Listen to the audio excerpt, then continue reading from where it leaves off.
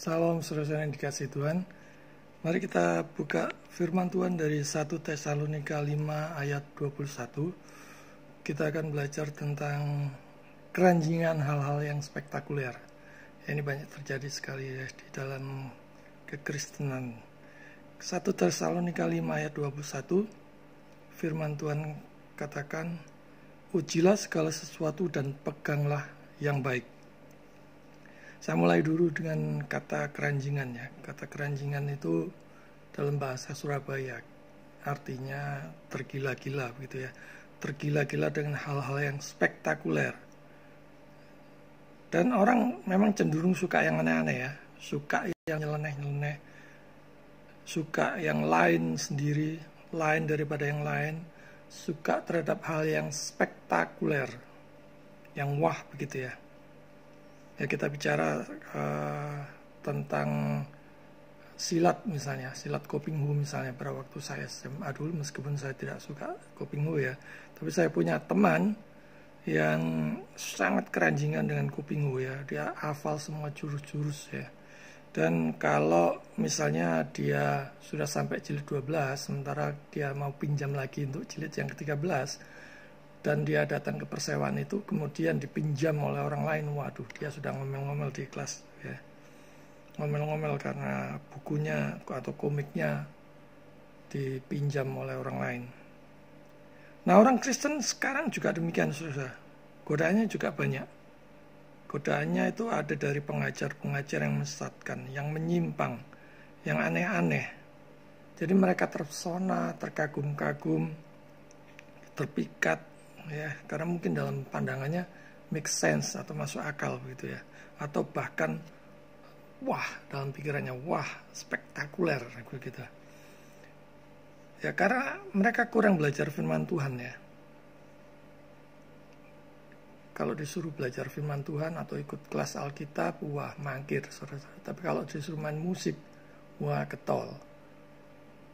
Jadi bagaimana? Apakah dibangun oleh pengertian atau iman kita itu dibangun oleh firman Tuhan, ataukah alat musik, ataukah apa begitu ya? Kan tidak bisa ya dibangun dengan gitar katakanlah, keyboard, drum, atau bahkan mic mungkin yang doyan nyanyi gitu ya. Jadi kalau rajin giat dalam pelayanan harus mau belajar firman Tuhan baik-baik saudara. Jadi sekali lagi, kalau mau melayani, mau belajar firman Tuhan baik-baik dengan sungguh-sungguh.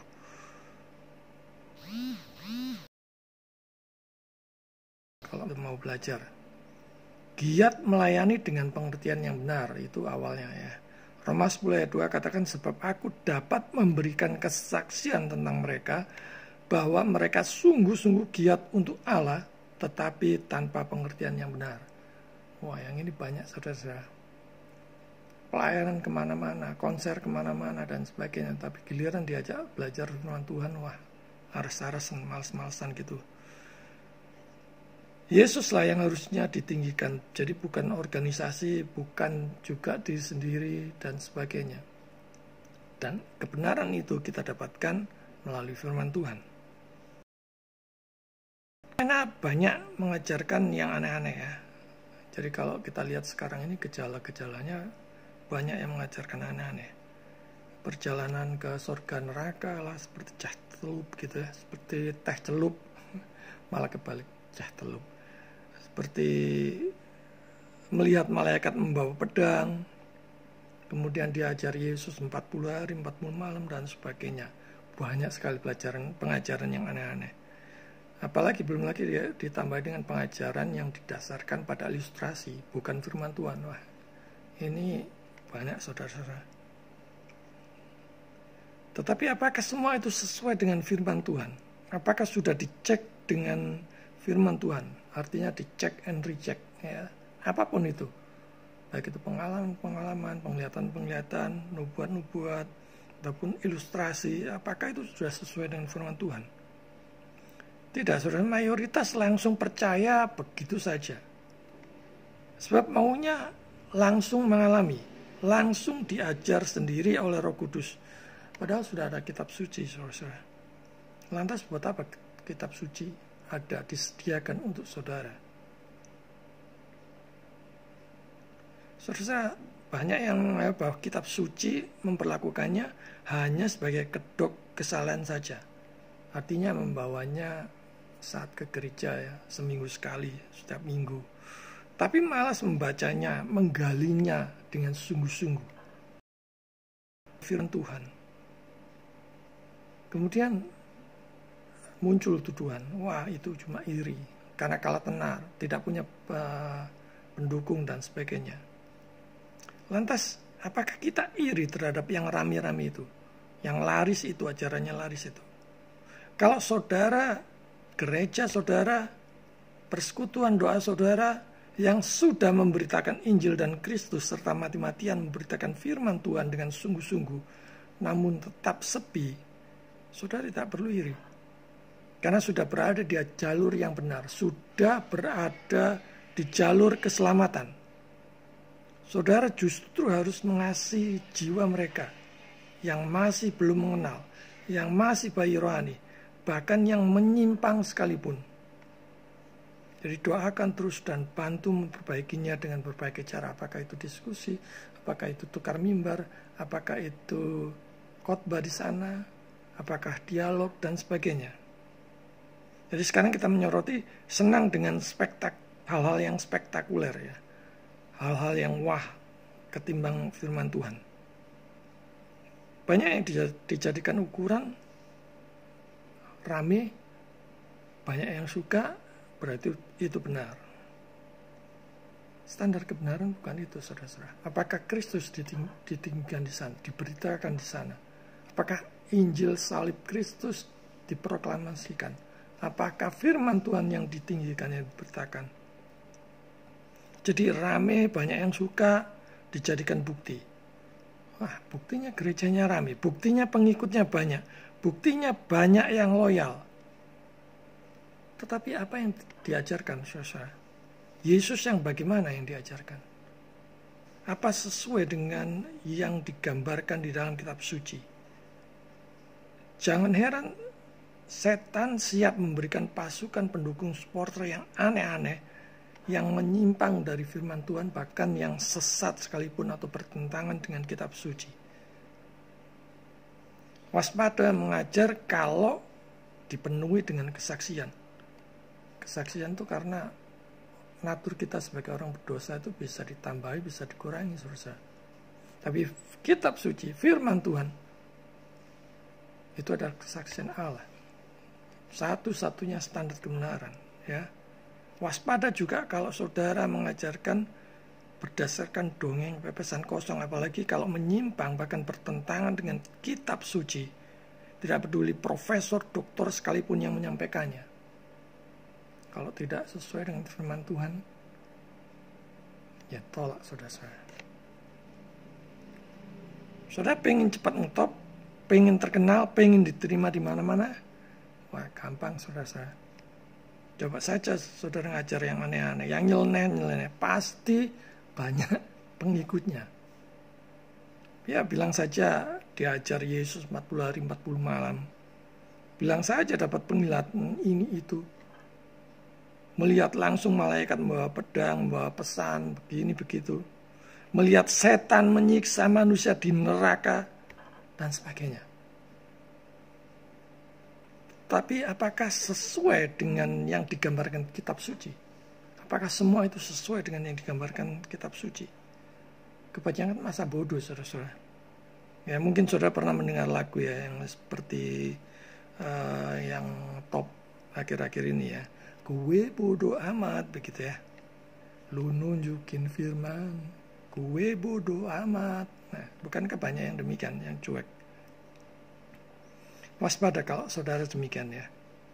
Murka Allah yang menyeramkan adalah kalau saudara kelihatannya spektakuler dan saudara menikmatinya dalam kenyamanan, padahal kitab suci jelas menunjukkan itu menyimpang bahkan sesat, namun Allah membiarkannya dan saudara menikmatinya.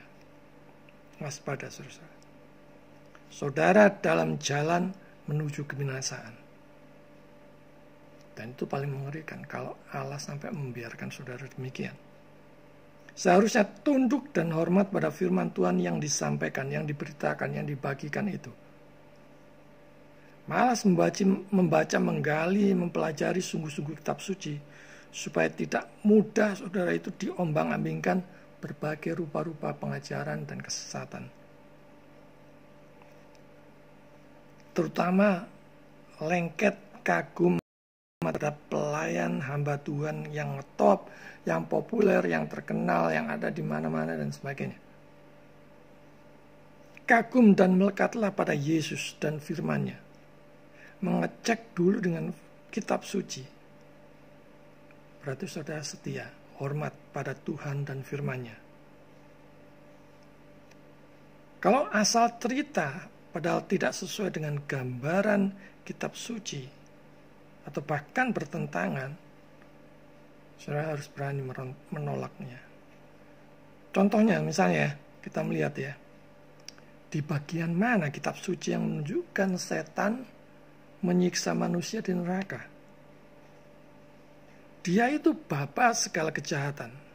Dan saat ini dia masih diberi kesempatan menggoyahkan iman manusia. Kalau di neraka nanti dia bukan menyiksa, tetapi disiksa. Kita lihat Matius 8 ayat 29 ya. Firman Tuhan katakan, dan mereka itu pun berteriak katanya, apa urusanmu dengan kami, hai anak Allah? Adakah engkau kemari untuk menyiksa kami sebelum waktunya? Ini gambaran kitab suci, saudara. Lantas yang disaksikannya itu melihat setan menyiksa manusia. Kok kurang ajar sekali Bapak, segala kejahatan kok dikasih kehormatan untuk menyiksa. Dia akan disiksa, saudara. Itu menunjukkan bahwa kesaksian itu bertentangan dengan kitab suci. Tidak sesuai dengan apa yang digambarkan kitab suci. Bahwasanya orang itu atau dia langsung menceritakan dan bersaksi kemana-mana bahwa setan menyiksa manusia di neraka menunjukkan bahwa dia tidak cinta firman Tuhan, saudara. Bahwa dia kemungkinan ingin populer. Mungkin memang mendapatkan mimpi atau penglihatan, tapi pasti dari setan, karena penglihatan itu tidak sesuai dengan firman Tuhan. Saudara tetap setia membela mati-matian dengan hamba Tuhan yang demikian, ataukah tunduk pada firman Tuhan? Kebanyakan kalau ditanya, mengapa dia suka? Mengapa suka dia? Mengapa suka hamba Tuhan yang demikian? Mengapa suka dia? Kebanyakan ya, terutama kalau yang karena dia tampan. Wah, celaka saudara. Dan ingat ya, setan pasti memberi sebanyak mungkin pengikut asal ajarannya tidak sesuai atau bahkan bertentangan dan menyimpang dengan kitab suci. Saudara yang terkasih, melekatlah pada Yesus. Hidup yang berpusat pada Kristus, kristosentris, dan cek serta recheck dengan firman Tuhan, baru saudara setuju. Dan tidak asal nyeruduk begitu aja seperti kambing ya. Apalagi kalau hamba Tuhan idolanya itu disinggung. Waduh, disinggung sedikit saja karena tidak sesuai dengan firman Tuhan. Wah, mereka sudah kepanasan, saudara. Pokoknya dibela mati-matian. Firman Tuhannya malah diabaikan. Wah, ini celaka, saudara. Jangan mudah terkagum-kagum, terpesona pada hal-hal yang spektakuler, yang wah. Tapi kagum dan bersyukurlah buat firman Tuhan yang sudah disingkapkan kepada saudara. Kalau saudara sudah dibuat mengerti dengan firman Tuhan, yang semula saudara anggap bagian itu sulit, bersyukurlah. Jadi kagum dan bersyukurlah buat firman Tuhan yang sudah disingkapkan kepada saudara. Bukan kagum terhadap hamba Tuhan yang menyimpang ataupun bahkan sesat. Jangan juga ceritakan penglihatan ataupun mimpi apapun sebelum saudara mengeceknya dengan kitab suci. Sesuai tidak dengan kitab suci. Sesuai dengan apa yang digambarkan oleh kitab suci atau tidak. Dan mari, saudara-saudara, mulai sekarang, saudara mempunyai kerinduan, bahkan ketekunan dan sukacita untuk menggali firman Tuhan sedemikian rupa, sehingga iman kita bisa senantiasa dibangun dengan pengertian yang benar dan berkobar-kobar melayani Tuhan. Tuhan memberkati.